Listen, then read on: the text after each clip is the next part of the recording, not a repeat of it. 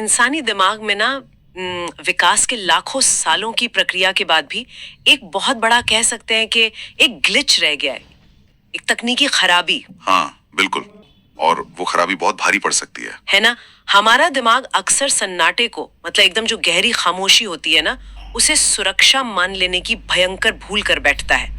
और आज हमारे पास जो स्रोत मौजूद है इस गहन विश्लेषण के लिए, वो इस बात का रोंगटे खड़े कर देने वाला प्रमाण है। सही कहा।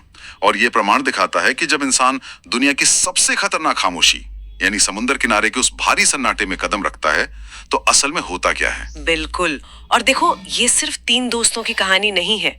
मतलब आरव, कबीर और विवान के एक नॉर्मल ट्रिप की कहानी तो ये बिल्कुल भी नहीं है। ये उससे कहीं ज्यादा गहरी चीज है। चिट्ठा है जो किसी की भी रातों की नींद उड़ाने के लिए काफी है।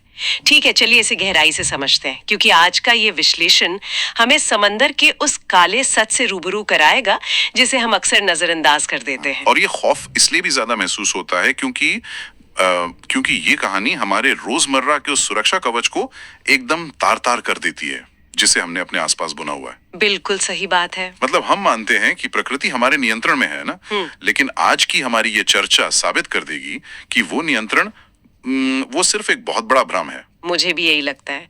और स्रोत को पढ़ते हुए जो बात मुझे सबसे ज्यादा चौंका रही थी, वो थी इस कहानी की शुरुआत। मतलब ये तीनों दोस्त एक ऐसे समुद्र तट पर पहुंचते हैं जहां दूर दूर तक कोई नहीं है। एकदम खालीपन। हाँ, कोई भीड़ नहीं, कोई शोर शराबा नहीं, बस गहरी नीली लहरें और एक अजीब सी बहुत ही भारी खामोशी। मुझे इस पूरे सीन में कबीर और विवान का जो मानसिक टकराव है ना, वो बहुत उलझा रहा था। वो जो विरोधाभास है दोनों की सोच में। बिल्कुल। मतलब कबीर इस खालीपन को देखकर पूरी तरह से उत्साहित हो जाता है। वो कहता है, नो क्राउड नो टेंशन, मानो उसे कोई वीआईपी ट्रीटमेंट मिल गया हो। हाँ, वो उसे एक लग्जरी मान रहा था। लेकिन वहीं विवान की प्रतिक्रिया एकदम अलग है। वो बेचैनी से कहता है कि ये जगह थोड़ी अजीब नहीं लग रही। मेरा सवाल ये है कि एक ही जगह पर, एक ही माहौल में दो इंसानों के दिमाग इतने अलग अलग सिग्नल कैसे दे रहे हैं? क्योंकि विवान का जो प्राचीन एवोल्यूशनरी अलार्म सिस्टम है, जिसे हम आम भाषा में गट फीलिंग कहते हैं, वो चालू हो गया था। अच्छा, तो वो एवोल्यूशन से जुड़ा है। बिल्कुल। अगर हम इंसान के विकास के इतिहास को देखें, तो प्रकृति में पूर्ण सन्नाटा कभी भी शांति का प्रतीक नहीं रहा है। अरे बाप रे, ये तो मैंने सोचा ही नहीं। हाँ, सोचिए, जब जंगल में कोई बड़ा शिकारी आसपास होता है, तभी सारे जानवर शांत हो जाते हैं और एकदम से सन्नाटा छा जाता है। विवान का अवचेतन मन दरअसल उसी सन्नाटे को भांप रहा था। मतलब उसका दिमाग उसे बता रहा था कि यहाँ कुछ गड़बड़ है। सही। लेकिन कबीर का दिमाग एक अलग ही मनोवैज्ञानिक लूप में फंसा था, जिसे हम मनोविज्ञान में नॉर्मल सी बायस कहते हैं। नॉर्मल सी बायस? लेकिन ये नॉर्मल सी बायस असल में काम कैसे करता है? मतलब क्या दिमाग खतरे को जानबूझकर नजरअंदाज करने लगता है? जानबूझकर नहीं, बल्कि ऊर्जा बचाने के लिए। देखो, हमारा जो दिमाग है ना, वो हमेशा आने वाले 5 सेकंड की भविष्यवाणी पिछले 5 मिनट के अनुभवों के आधार पर करता है। लॉजिकल है। कबीर का दिमाग ने पिछले कुछ घंटों की यात्रा में कोई भी खतरा नहीं देखा था, इसलिए वो ये मान बैठा कि आगे भी सब कुछ सामान्य ही रहेगा। ओहो, मतलब दिमाग एक तरह से आलसी हो रहा था। एक तरह से हाँ। दिमाग किसी अचानक सामने आने वाले बिल्कुल नए और भयानक खतरे को प्रोसेस करने में बहुत ज्यादा ऊर्जा खर्च करता है। इसलिए जब तक खतरा बिल्कुल सामने ना आ जाए, मतलब एकदम आंखों के सामने, दिमाग उसे सिरे से नकारने की कोशिश करता है। तो कबीर के लिए वो खालीपन लग्जरी था, क्योंकि उसका दिमाग खतरे की फाइल को खोलना ही नहीं चाहता था। बिल्कुल, वो नो टेंशन वाले मोड में ही रहना चाहता था। ये बहुत ही दिलचस्प है यार। लेकिन फिर कहानी में आरव आता है, और आरव पूरे आत्मविश्वास में विवान से कहता है, डरपोक मत बन, चल पानी में चलते हैं। हाँ, वहां से चीजें बिगड़नी शुरू होती हैं। यहीं पर मुझे एक बात बिल्कुल समझ नहीं आई। विवान अपनी उस गट फीलिंग को, उस अलार्म को दबाकर आरव की बात क्यों मान लेता है? जब अंदर से आवाज आ रही है कि कुछ गलत है, तो इंसान रुक क्यों नहीं जाता? यहीं पर मनोविज्ञान का एक और बहुत शक्तिशाली तत्व हावी होता है। इसे हम ग्रुप थिंक या समूह की मानसिकता कहते हैं। Group think? हाँ, इंसानों ने जंगलों में विकास के दौरान ये भी सीखा है कि झुंड से अलग होने का मतलब अक्सर मौत होता है। अच्छा, तो अकेले रहने में ज्यादा खतरा महसूस होता है। बिल्कुल। इसलिए जब समूह का कोई आत्मविश्वासी सदस्य एक दिशा तय करता है, जैसे आरव ने किया, तो बाकी लोगों का दिमाग अपने व्यक्तिगत अलार्म सिस्टम को म्यूट कर देता है। बाप रे। विवान का दिमाग उसे बता रहा था कि खतरा है, लेकिन ग्रुप थिंक ने उसे ये मानने पर मजबूर कर दिया कि अगर आरव और कबीर डरे हुए नहीं हैं, तो शायद मेरा ही दिमाग ज्यादा सोच रहा है। ये कितना डरावना है ना, कि इंसान की समूह में सुरक्षित रहने की जो चाहत है वही उसे सबसे बड़े खतरे में धकेल देती है। और यहाँ तो खतरा सच में बहुत बड़ा था। बहुत बड़ा। और स्रोत के अनुसार पानी में उतरने के बाद वो खतरा एक खौफनाक हकीकत बन जाता है। हाँ, वो सीन सच में रोंगटे खड़े करने वाला है। शुरुआत में पानी शांत था, सब कुछ सामान्य लग रहा था, लेकिन फिर अचानक पानी का रंग बदलने लगता है। वो गहरा नीला, मतलब लगभग काला होने लगता है। और सन्नाटा और भी भारी हो जाता है। और तभी पानी के नीचे कोई हरकत होती है। विवान चीख उठता है कि कुछ उसके पैर को पूरी ताकत से नीचे खींच रहा है। मतलब उस हिस्से को पढ़ते हुए सच में मेरी सांसें रुक गई थी। वो जो पल है ना, जब सतह के नीचे से कोई अनजान चीज इंसान को जकड़ लेती है, ये किसी भी सिनेमाई हॉरर से ज्यादा भयानक इसलिए है क्योंकि ये हमारे सबसे गहरे, सबसे आदिम डरों को जगा देता है। हाँ, एकदम बेस लेवल का डर। ये हमारी समझ और हमारे शारीरिक नियंत्रण पर सीधा हमला है। हमें पता ही नहीं होता कि हम किससे लड़ रहे हैं। स्रोत में उन जीवों का जो विवरण दिया गया है, लंबे मोटे टेंटिकल्स जो विवान के पैर में कस गए हैं, पानी के नीचे चमकती हुई पीली आंखें और रेजर जैसे तेज दांतों वाले आकार। खौफनाक है। सच में ये सब पढ़कर ऐसा महसूस होता है जैसे इंसान के पूरे वजूद को ही चुनौती दी जा रही हो। ये जो नीचे से होने वाला हमला है ना, जहां हम देख भी नहीं सकते, ये इंसान को इतना बेबस क्यों कर देता है? क्या ये सिर्फ थैलोसोफोबिया यानी गहरे पानी का डर है, या बात उससे आगे की है? देखो, थैलासोफोबिया इसका एक हिस्सा जरूर है, लेकिन इसके पीछे के मैकेनिज्म को समझना बहुत जरूरी है। समंदर की सतह को ना एक अंधेरे कमरे के बंद दरवाजे की तरह सोचिए। बंद दरवाजा। हाँ, हमें उस दरवाजे से डर नहीं लगता।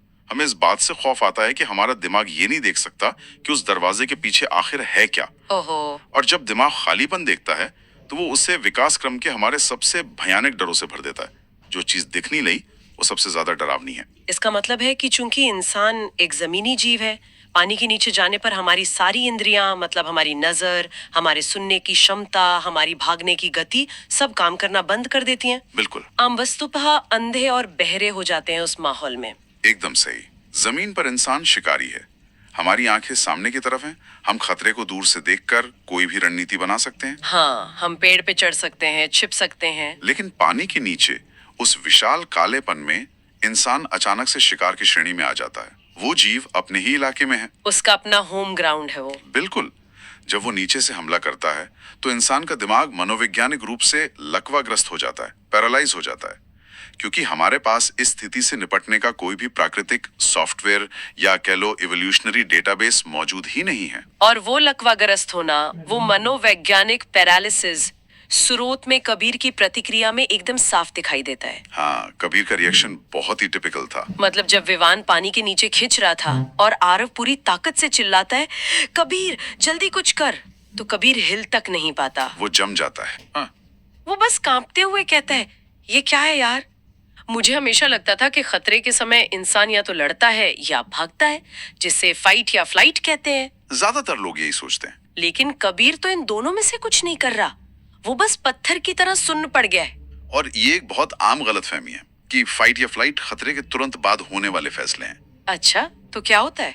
वास्तव में कोई भी अचानक और अकल्पनीय खतरा सामने आने पर इंसान का सबसे पहला और डिफॉल्ट रिएक्शन फ्रीज यानी सुन्न पड़ जाना ही होता है। लेकिन अगर इंसान खतरे के सामने सुन्न हो जाएगा तो वो तो मारा ही जाएगा ना। विकास के दौरान प्रकृति ने ऐसा बेकार सिस्टम क्यों बनाया? इसका तो कोई लॉजिक ही नहीं बनता यार। नहीं, इसका बहुत बड़ा लॉजिक है। ऐसा इसलिए होता है क्योंकि दिमाग का जो हिस्सा डर को प्रोसेस करता है, एमिगडाला, वो अचानक बहुत ज्यादा जानकारी से ओवरलोड हो जाता है। शॉर्ट सर्किट हो जाता है एक तरह से। बिल्कुल। कबीर के सामने जो जीव है वो उसके दिमाग की नॉर्मल फाइलों में कहीं मौजूद नहीं है। उसका एमिगडाला हाईजैक हो चुका है। बाप रे। दिमाग एक तरह से पूरे सिस्टम को शट डाउन कर देता है, ये तय करने के लिए कि क्या सामने वाला शिकारी हरकत देखने पर ही हमला करता है। ओह। हाँ, ये जानवरों में प्लेइंग डेड यानी मरने का नाटक करने की उसी आदिम वृत्ति का हिस्सा है। कई शिकारी जीव केवल भागते हुए शिकार पर हमला करते हैं, इसलिए फ्रीज होना प्रकृति का पहला बचाव तंत्र है। ये एक बिल्कुल नया नजरिया है। मतलब वो सुन्न होना कोई कमजोरी नहीं, सर्वाइवल की एक ट्रिक है। बिल्कुल। लेकिन एक सेकंड, अगर फ्रीज होना डिफॉल्ट है तो फिर आरव का दिमाग अचानक कैसे चालू हो गया? शुरुआत में जो आरव अति आत्मविश्वास में था, वो अब एकदम शांत और रणनीतिक मोड में आ जाता है। हाँ, आरव का ट्रांसफॉर्मेशन बहुत गजब का है। वो चिल्लाता है, सुनो, हमें घबराना नहीं है, अगर हम एक साथ रहे तो बच सकते हैं। आरव के दिमाग ने पैनिक क्यों नहीं किया? यहाँ हम दिमाग के एक दूसरे हिस्से का कमाल देखते हैं, प्री फ्रंटल कॉर्टेक्स।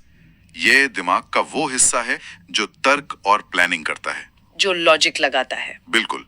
आरव के मामले में उसके प्री फ्रंटल कॉर्टेक्स ने एमिगडाला के उस खौफ को ओवरराइड कर दिया, उसे दबा दिया। अच्छा, तो उसने अपने डर पर कंट्रोल कर लिया। हाँ, कुछ इंसानों में अत्यधिक तनाव के समय खून का बहाव डर वाले हिस्से से हटकर तर्क वाले हिस्से में चला जाता है, जिससे एक अजीब सा लेजर जैसा फोकस आ जाता है। आरव का दिमाग ये समझ गया था कि अगर वे घबराए या अलग हुए तो तीनों मारे जाएंगे। और आरव सिर्फ बातें नहीं करता, वो जो एक्शन लेता है वो इस पूरी कहानी का सबसे बड़ा टर्निंग पॉइंट है। और वो बहुत ही स्मार्ट मूव्स था। स्रोत बताता है कि आरव की नजर पास तैर रहे एक टूटे हुए बोट के लकड़ी के टुकड़े पर पड़ती है। वो कबीर को आदेश देता है कि वो उस लकड़ी को पकड़े और विवान की तरफ फेंके। कबीर को एक कमांड की जरूरत थी उस वक्त, ताकि उसका फ्रीज टूटे। बिल्कुल। कबीर पूरी ताकत से लकड़ी फेंकता है, विवान उसे पकड़ लेता है, लेकिन वो जो जीव है वो विवान को छोड़ने के लिए तैयार ही नहीं वो है। उसे और नीचे खींच रहा था। हाँ, और तब आरव एक बहुत भारी पत्थर उठाता है और पूरी ताकत से पानी में मारता है। बुम! एक भयानक छपाक की आवाज होती है और वो जीव एक सेकंड के लिए विवान को छोड़ देता है।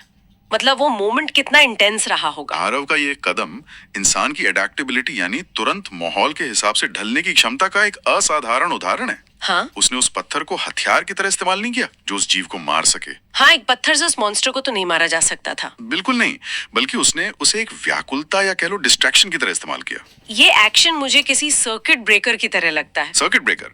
वो कैसे? जैसे जब किसी इलेक्ट्रिकल सर्किट में अचानक बहुत ज्यादा वोल्टेज आ जाता है तो शॉर्ट सर्किट और आग से बचने के लिए ब्रेकर ट्रिप हो जाता है ना। हाँ और करंट टूट जाता। हाँ हाँ, बिल्कुल। यहाँ भी डर और खौफ का जो करंट कबीर को सुन कर रहा था और जो जीव विवान को लगातार नीचे खींच रहा था, आरव के उस भारी पत्थर की जोरदार छपाक ने उस खौफनाक सम्मोहन को एक सेकंड के लिए तोड़ दिया। ये तुलना बहुत ही सटीक है, कमाल की एनालॉजी है। समुद्र के भीतर रहने वाले जीवों का अपना एक सेंसरी पैटर्न होता है। अच्छा। वे पानी की हलचल को महसूस करते हैं। अचानक हुई उस तेज अप्राकृतिक आवाज और पानी के जोरदार छींटों ने उस जीव के शिकार करने की जो लय थी उसे एक पल के लिए भ्रमित कर दिया। उसका सिस्टम हैक हो गया एक तरह से, कह सकते हैं। वो एक अकॉस्टिक शॉकवेव की तरह था जो उस जीव के लिए अप्रत्याशित था। सर्वाइवल की इस जंग में जहां जीवन और मृत्यु के बीच का फासला सिर्फ कुछ इंच का रह गया हो, वो एक सेकंड की ढील ही काफी होती है। बस एक सेकंड का मौका चाहिए था। बिल्कुल। इंसान के पास शिकारियों से लड़ने के लिए पंजे या बड़े दांत नहीं है। हमारी सबसे बड़ी ताकत है संकट के समय अपने आसपास की चीजों को औजार में बदल देने की हमारी त्वरित बुद्धि। और उसी एक पल की ढील का फायदा उठाकर विवान लकड़ी पकड़ता है और तीनों पूरी ताकत से किनारे की तरफ भागते हैं। स्रोत में उस भागने का जो वर्णन है ना, उफ, उसमें मौत की ठंडक महसूस होती है। वो बहुत ही थ्रिलिंग हिस्सा है। पानी की हर छपाक के साथ ऐसा लग रहा है जैसे मौत करीब आ रही है। पीछे से वे खतरनाक जीव उनका पीछा कर रहे हैं। उन्हें नहीं पता कि अगला टेंटिकल कब उनके पैर में लिपट जाएगा। हर एक सेकंड एक सदी जैसा लग रहा है। वो डर इमेजिन करना भी मुश्किल है। लेकिन आखिरकार वे किनारे की सूखी रेत पर गिर पड़ते हैं। हाफते हुए, कांपते हुए वे बच गए। लेकिन यहाँ एक बहुत बड़ा मनोवैज्ञानिक पेंच है। कैसा पेंच? वे सिर्फ शारीरिक रूप से उस पानी से बाहर आए हैं। वो किनारा अब उनके लिए सुरक्षा का प्रतीक नहीं रहा, बल्कि वो उस वास्तविकता की सीमा बन गया है जहां मौत ने उन्हें छूकर छोड़ दिया था। सच कहा, बिल्कुल। जब विवान अविश्वास में बहुत धीमी आवाज में कहता है, हम बच गए, तो वो असल में अपने वजूद पर सवाल उठा रहा है। वो अभी भी शॉक में है। उसका दिमाग अभी भी ये स्वीकार करने को तैयार नहीं है कि वो उस गहरे काले नरक से बाहर आ चुका है। लेकिन सबसे बड़ा और सबसे गहरा बदलाव मुझे कबीर में दिखा। वो कबीर जो शुरू में उछल रहा था। हाँ, जो कबीर ट्रिप की शुरुआत में सीना तान कर कह रहा था, नो क्राउड नो टेंशन, वही कबीर अब रेत पर पड़ा कांप रहा है और कहता है, भाई आज समझ आया असली डर क्या होता है। कबीर का ये वाक्य ना एक बहुत बड़े मनोवैज्ञानिक पतन को दर्शाता है। इसे हम इंसान का ह्यूब्रिस या अहंकार कहते हैं। अहंकार टूट गया उसका। बिल्कुल। आधुनिक जीवन में ये जो पक्की सड़कें, स्मार्टफोन्स और सुरक्षित घरों ने इंसान को ये विश्वास दिला दिया है कि हमने प्रकृति पर पूरी तरह से जीत हासिल कर ली है। कबीर उसी अहंकार का प्रतीक था। वो समंदर के खालीपन को अपनी लग्जरी समझ रहा था। हाँ, लेकिन उस दिन पानी के नीचे उस जीव ने कबीर का वो अहंकार पूरी तरह से कुचल दिया। उसे समझ आ गया कि जिसे वो शांति मान रहा था वो दरअसल उसकी अज्ञानता थी। मतलब प्रकृति के उस आदिम अनियंत्रित रूप के सामने हमारी सच में कोई हैसियत नहीं है। एकदम शून्य है हमारी हैसियत। तो क्या हम ये मान लें कि आरव की हिम्मत ने उन्हें उस समुंदर से जीत दिला दी? क्योंकि स्रोत के अंत में आरव खुद कहता है, समुंदर कभी भी हल्के में मत लेना, ये जितना खूबसूरत है उतना ही खतरनाक भी। ये सब पानी के एक हिस्से के बारे में तो नहीं कहा जा रहा है ना? बिल्कुल नहीं। आरव की ये चेतावनी दरअसल प्रकृति के प्रति उस सम्मान की मांग है जिसे हम भूल चुके हैं। इंसान ने अपनी त्वरित सोच और अडेप्टेबिलिटी से उस एक घटना में मौत को चकमा जरूर दे दिया, लेकिन प्रकृति की शक्ति हमेशा हमारे हथकंडों से कहीं ज्यादा विशाल और क्रूर होती है। ये बात तो है। समुद्र ना तो इंसान का दोस्त है ना ही दुश्मन, वो बस अपने आप में एक परम शक्ति है। जिस क्षण हम उसके प्रति अपना सम्मान खो देते हैं और उसे हल्के में लेने लगते हैं, वही क्षण हमारी तबाही का कारण बन सकता है। बहुत गहरी बात कही आपने। अगर हम आज के इस पूरे विश्लेषण को एक धागे में पिरोएं, तो ये सिर्फ 3 दोस्तों के एक डरावने अनुभव की कहानी भर नहीं रह जाती। नहीं, ये एक सबक है। बिल्कुल, ये इस बात का एक बहुत ही निर्मम रिमाइंडर है कि अति आत्मविश्वास का एक छोटा सा पल हमें कितनी गहराई में धकेल सकता है और मौत के कितना करीब ले जा सकता है। ये सिखाता है कि कैसे हमारा अपना दिमाग हमें सुरक्षा का झूठा भ्रम देता है और संकट के समय अपनी भावनाओं को काबू में रखकर लिया गया एक सही फैसला कैसे मौत के जबड़े से हमें वापस खींच सकता है। और सबसे महत्वपूर्ण बात, ये कहानी हमें उस खतरे को पहचानने की सीख देती है जो अक्सर सबसे शांत और सुंदर आवरण के पीछे छिपा होता है। जब सभ्यता का वो पतला आवरण हटता है ना, तब इंसान को पता चलता है कि असली सर्वाइवल होता क्या है। सही बात है। लेकिन स्रोत के बिल्कुल अंत में नैरेटर एक ऐसा सवाल छोड़ जाता है जो सच में रातों की नींद उड़ाने के लिए काफी है। हाँ, वो सवाल बहुत हॉन्टिंग है। वो पूछता है, क्या वो सच में बच गए थे या समंदर अब भी उनका इंतजार कर रहा है? उफ, ये सवाल इस पूरी घटना को एक मनोवैज्ञानिक थ्रिलर के चरम पर ले जाता है। मेरे तो रोंगटे खड़े हो जाते हैं ये सोचकर। शारीरिक रूप से वे रेत पर आ गए हैं, लेकिन क्या वे उस खौफ से कभी बाहर आ पाएंगे? क्या वे जब भी आंखें बंद करेंगे उन्हें पानी के नीचे चमकती हुई पीली आंखें और वह गहरा कालापन याद नहीं आएगा? वो ट्रॉमा तो जिंदगी भर रहेगा। वे मानसिक रूप से शायद कभी उस किनारे को छोड़ ही नहीं पाएंगे। समंदर उनके दिमाग में घर कर चुका है। और यही बात हमें आज के सबसे अहम और उत्तेजक विचार पर लाती है। अगर हम उस गहरे खौफनाक समंदर को सिर्फ खारे पानी का भंडार न मानकर जीवन की उन अनजान चुनौतियों और संकटों का प्रतीक मान लें जिन्हें अक्सर बहुत सुरक्षित समझ लिया जाता है, तो जरा सोचिए। बहुत इंटरेस्टिंग एंगल है ये। इंसान हर दिन अपनी रोजमर्रा की जिंदगी में ऐसे कितने शांत समंदरों में बिना गहराई मापे उतर जाता है। अनगिनत। कोई नया रिश्ता, कोई बड़ा आर्थिक निवेश या कोई अनजाना रास्ता जो ऊपर से बिल्कुल शांत, सुंदर और कबीर के शब्दों में नो टेंशन वाला लगता है। क्योंकि ये इंसान की फितरत है कि वो सतह की शांति को देखकर नीचे छिपे तूफानों को नजरअंदाज कर देता है। उसे लगता है सब कुछ कंट्रोल में है।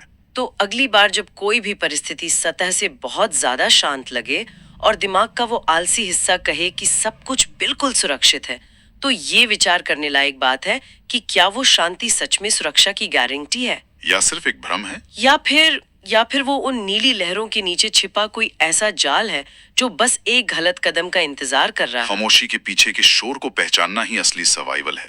उस गट फीलिंग पर भरोसा करना सीखना होगा हमें। बिल्कुल। आज के इस गहन विश्लेषण में इतना ही। सतह के नीचे देखने की आदत डालिए, क्योंकि जो चीजें ऊपर से सबसे ज्यादा खूबसूरत लगती हैं, वे कभी कभी सबसे घातक भी हो सकती हैं। अपना ख्याल रखिए।